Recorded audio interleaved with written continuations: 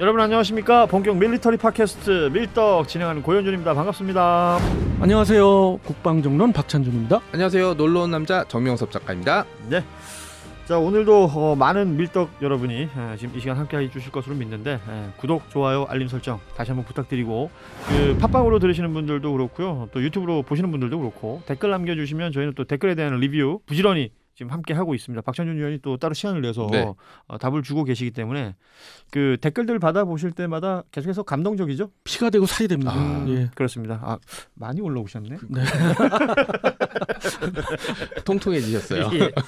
자, 요즘 많이 먹습니다. 오늘도 함께 해주시는 여러분께 고맙다는 말씀 드리면서 이야기 한번 나눠보죠. 오늘은 어떤 이야기 합니까? 최근에 우크라이나가 난리가 나면서 또 주목받고 있는 곳이 대만이에요. 그렇죠. 타이완. 예. 만약에 러시아가 우크라이나를 원했던 대로 조기에 점령했으면 지금 대만 주변은 난리가 났을 겁니다. 그랬겠네요. 네. 왜냐하면 러시아 다음 이제 중국 차례였으니까 최근에 계속 하나의 중국 원칙을 얘기하면서 툭하면 대만 해역을 봉쇄하기 시작하는데 이 봉쇄하는 선두가 바로 이제 항공모함들이거든요. 중국 해군에. 또 미국 하면 또 국력의 상징이 뭐겠습니까? 그렇죠, 항공모함이죠. 예. 그래서 대통령이 무슨 일 터지면 미국 대통령이 야 우리 항공모함 어딨어? 라고 했다고 할 정도로 세력 투사의 구심점이었는데 드디어 이 중국의 산둥함과 미국의 니미츠급이 될 수 있죠. 이 항공모함들이 대치하는 형태가 이뤄지고 있다.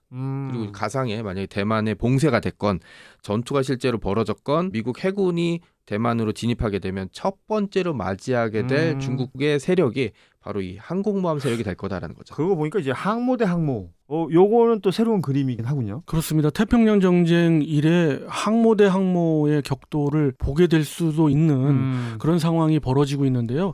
이렇게 된 배경은 우선 중국이 항공모함을 도입하려고 하는 아주 무던한 노력이 있었습니다. 수십 년간의 노력이 있었고 우리도 항공모함 이야기가 나올 때마다 뜨거운 감자로 갑론을박이 있듯 중국도 굉장한 갑론을박이 있었어요. 사실은. 그래서 중국에서 이거에 반대론자들도 너무 많았죠. 우리가 과연 가질 수가 있느냐. 중국 내부에서? 그렇습니다. 우리는 다른 데에 역량을 집중하자는 쪽도 굉장히 많았고요. 이거 갖고 뭐 했을래? 이런 거죠. 그리고 반면에 이거 꼭 필요하다. 우리는 강대국으로 올라서야 되고 아까 말씀 주셨던 대만 때문에라도 항공모함은 필요하다. 그렇게 해서 결국 항공모함을 이루게 됐고 항공모함의 꿈을 이루었죠. 그렇죠.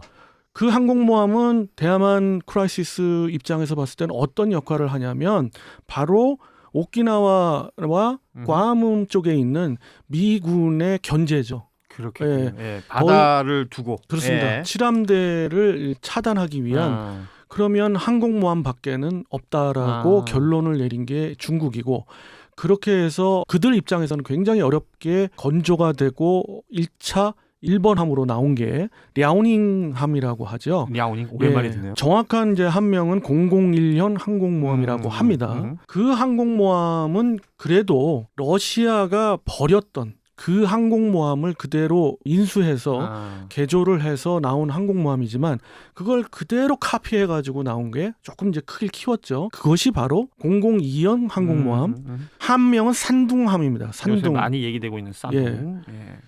정확한 발음이 뭔지는 잘 모르겠는데 중국 사람이 아니라서 모르겠는데 그 함이 이번에 오키나와와 인근한 근해에서 니미츠 항모 전단과 조금 그나마 가까운 거리에서 만날 뻔했어요. 근데 니미츠 항모 전단이 쌩까고 쓱 간 거지. 나 몰라. 아직 뭐야? 아직 얘기할 급이 아니야 뭐 이런 느낌. 좀 더 엄마전 먹고 와 뭐 이런 거죠. 그리고 가버리는 그런 형국이 돼버렸어요. 그래서 그거 되게 기분 나쁠 것 같은데. 그래도 90년대에 그 대만 그때도 중국이랑 대만이랑 대치했을 때 그림이 항상 결판이 어떻게 나냐면 칠함대가 대만 해협을 가로질러 가요. 그러니까 그걸 찔러서 쫙 가면 중국이 이제 그만 워가 되는 거지. 이렇게 되는 거죠. 찬물 한 마디 확 뒤집어 쓰는데 왜냐하면 이게 지정학적으로 위치가 그렇기 때문에 그렇습니다. 괌에서 출발해가지고 혹은 오키나와에서 출발해가지고 그쪽 쓱 한번 지나가면 당시에는 중국이 뭔가 바다 위에서 뭔가 하진 않았던 것 같아요. 맞습니다. 그냥 저 육지에서 이렇게 보면서 말로 하나의 중국 네. 뭐 이 얘기를 하고 있었던 건데 이제 바다에 뭐가 나왔다는 거 아니에요. 그리고 대만 해협이 아니라 대만 주변이 아니라 괌까지 갔던 얘기는 여기까지 이제 우리 작전 구역이다. 소위 얘기한 도련선이라는 걸 상징적으로 보여주는 사례이기 때문에 미국 진짜 태평양 함대 쪽은 머리 진짜 아플 거예요 지금. 이게 사실은 태평양 함대 입장에서는 안 써도 될 신경 써야 될 것이 하나 생긴 거잖아요. 그렇죠. 예. 그러니까 이게 산둥함이 그러면 지금 아까 뭐 러시아에서 와서 라우닝 이후에 이렇게 됐다고 하지만 어느 정도의 스펙이에요. 그러니까 니미츠가 봤을 때 니미츠급에서 봤을 때 제가 뭐 예를 들면 태권도로 치면 네. 빨간 띠는 되나? 혹은 검은 띠까지는 아닌 것 같아. 지난번에 이런 게 봤을 있을 거 아니에요. 때는 하얀 띠였는데. 네. 네. 니미츠급이 총 10척인데 만재 배수량 수준으로 봤을 때 약간의 차이는 있습니다. 근데 평균적으로 말씀드려보면 만재 배수량 10만 톤급 오. 이상으로 봅니다. 그런데 그에 반해 산둥함은 만재 배수량이 7만 톤 수준입니다. 그 정도 수준이고요. 또 하나 재원으로 봤을 때의 가장 중요한 게 뭐겠습니까? 함재기의 그쵸. 운용 숫자가 그렇겠죠. 일단 예, 중요하잖아요. 니미츠급은 90대를 뭐 탑재 안 해봐야 하지만 전투기 수준으로 보겠습니다. 이제 함재기 수준으로 보면 48대에서 44대 수준입니다. 지금 현재 편제로는 44대를 탑재를 하고 있고요. 그것이 아주 원활하게 운영이 되는 반면에 예. 산둥함 같은 경우는 재원상으로는 32대를 탑재한다고 하지만 재원상으로. 예, 여태 한 번도 20대 이상 탑재를 해 본 적이 없습니다.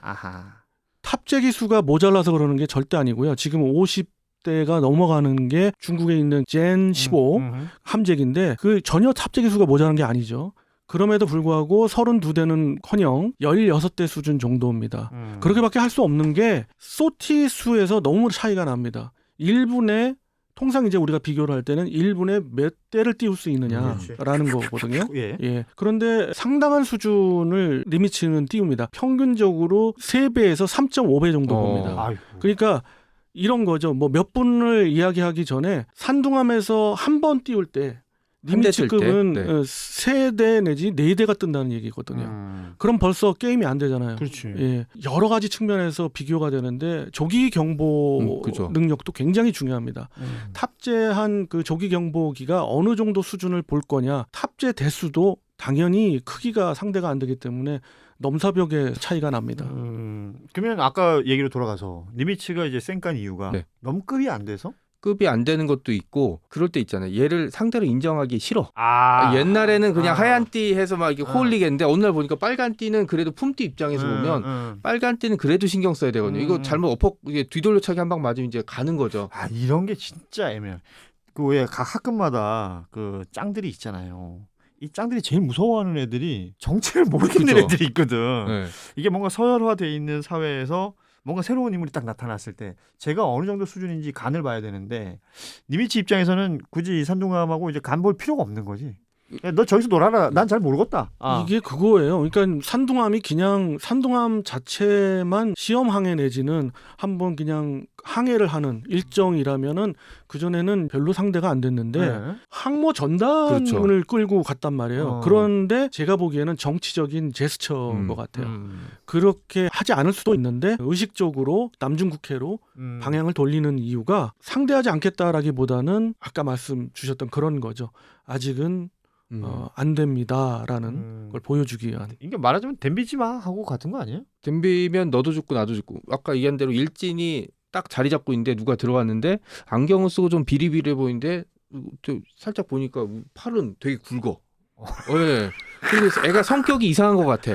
예, 이게 체계가 잡혀 있는데 얘가 이 어디에 들어올지 몰라. 제일 세상에 제일 무서운 사람이 잃을 게 없는 사람이거든요. 중국이 약간 그런 식의 미친 이제 전략을 사용하기 때문에 미국 입장에서는 복잡해지죠. 그렇죠. 함재기도 그럴 수밖에 없는 게 함재기도 너무 많이 차이 나요. FA-18EF형의 그 탑재 그렇죠. 무장 탑재량하고 지금 JN-15의 무장 탑재량하고는 어마어마하게 차이가 나고 더더군다나 더 차이 나는 건 항공모함을 산둥함은 스키점 부대에서 그렇죠. 띄우는 그런 방식이라서 탑재량을 더더군다나 더 줄여야 돼요. 본인이 갖고 있는 능력에서도 더 줄여야 돼요. 그런데 니미츠급은 증기식 캡터폴트를 이용하는 사출기 방식이거든요. 그렇기 때문에 자기 능력을 만재해가지고 뜬단 말이에요. 그렇기 때문에 공대공 능력이든 공대지 능력이든 차이가 나는 거죠. 아니 그러니까 스펙상으로 이렇게 부딪혔을 때는 지금 니미츠급하고 산둥함은 뭐 이렇게 차이가 있다는 걸 알겠는데. 그렇죠. 예컨대 전장의 상황이 펼쳐진 거에 대한 그 컨디션에 따라서 운용을 어떻게 하느냐. 이런 것도 사실 중요한 거 아닙니까? 뭐 다른 걸 비유할 것도 없이 이제 미드웨이 해전을 그쵸. 봅시다. 미드웨이. 예. 미드웨이 해전에서 미국이 승리할 수 있었던 거는 운도 있었지만은 먼저 봤다는 거 아닙니까? 그렇죠. 중요한 거예요. 예, 먼저 본 거예요. 그러면 조기 경보 능력이 가장 중요한데 니미츠급 항모 전단은 통상 반경 1000km에서 정확하게 적을 먼저 인지할 수가 있어요. 근데 산둥함 같은 경우는 지금 그거의 절반 수준도 못 미치거든요. 지금 산둥함에서 그나마 앞으로 탑재할 KJ600이라는 조기 경보기가 있습니다. 네. 아직 탑재해서 훈련도 안 했습니다만은 그 탑재하고 있는 조기 경보 능력도 한참 못 미치거든요. 근데 하물며 지금 헬기를 띄우고 있거든요. 조기 경보 조기 헬기. 경보 네. 헬기를 띄우고 있는데 거기에서는 더더군다나 더 이거는 뭐 한계가 있는 거예요. 조기 경보를 한 200km 봅니다. 그러니까는 5배가 넘는 거죠. 그러네요. 그러니까 이것은 지금으로서는 상대가 안 되는 거고 그렇기 때문에 혹자들 뭐 2025년에 이런 크라이시스 이야기 나오고 27년도 이야기 나오지 않습니까? 근데 저는 그런 면을 보았을 때 능력이 안 되는데 서로가 알고 있는데 중국이 덤비겠어요. 그러니까 저는 2025년은 좀 아닌 것 같고 2027년도 정말 모르겠어요. 네. 이게 이제 대만 얘기가 나오니까 자연스럽게 항모 얘기가 또 나오는 맞습니다. 것이고 그러면서 이제 산둥함이라는 것에 관심을 갖게 된 거 아닙니까?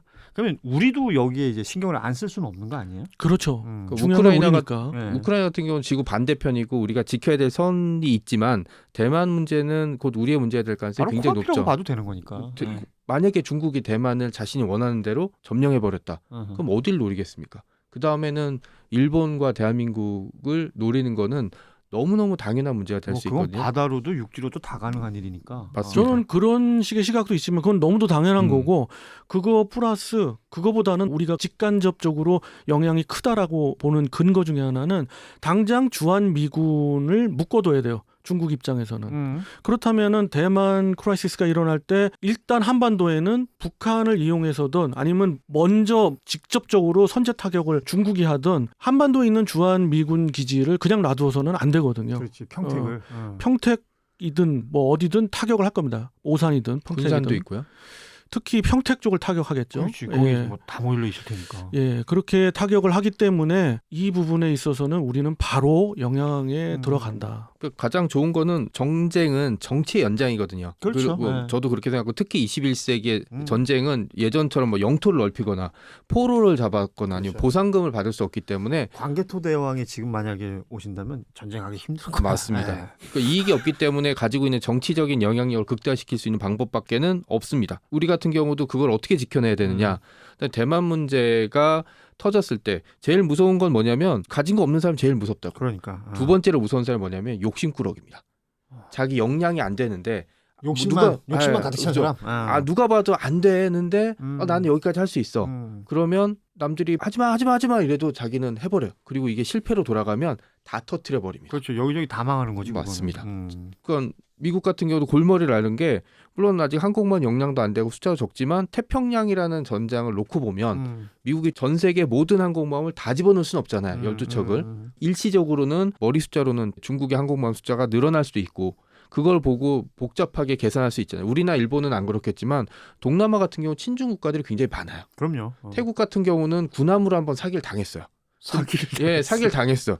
예, 꽃가마를 태워주겠다고 하는데 예, 그냥 외발 자전거 던져주고 야 이거 이번에 또 잠수함으로 당했습니다. 그냥 우리나라 거 잠수함 사면 됐는데 중국이 싸게 주겠다. 라고 샀는데 엔진이 없어. 엔진 독일에서 사다 줄게. 근데 독일이 중국 잠수함 엔진 팔겠습니까? 안 팔지. 진짜 중국에서 뭐 살 때 그럴 때 많은데. 그렇죠. 그러니까 실컷 샀는데 주요 부품이 없어. 그건 계약 조건은 중국 잠수함이지만 엔진은 독일제. 근데 이제 중국이 야 독일에 안 판대. 그러니까 우리 거 써 그냥. 근데 이 엔진은 어디서 탈이 날지 몰라. 중국제니까. 그리고 또 잠수함이에요. 이거는 잠수하다가 엔진에 문제 생기면 어떻게 됩니까? 못 떠오르죠. 그래서 태국은 지금 또 한 번 잠수함을 사기를 당했습니다.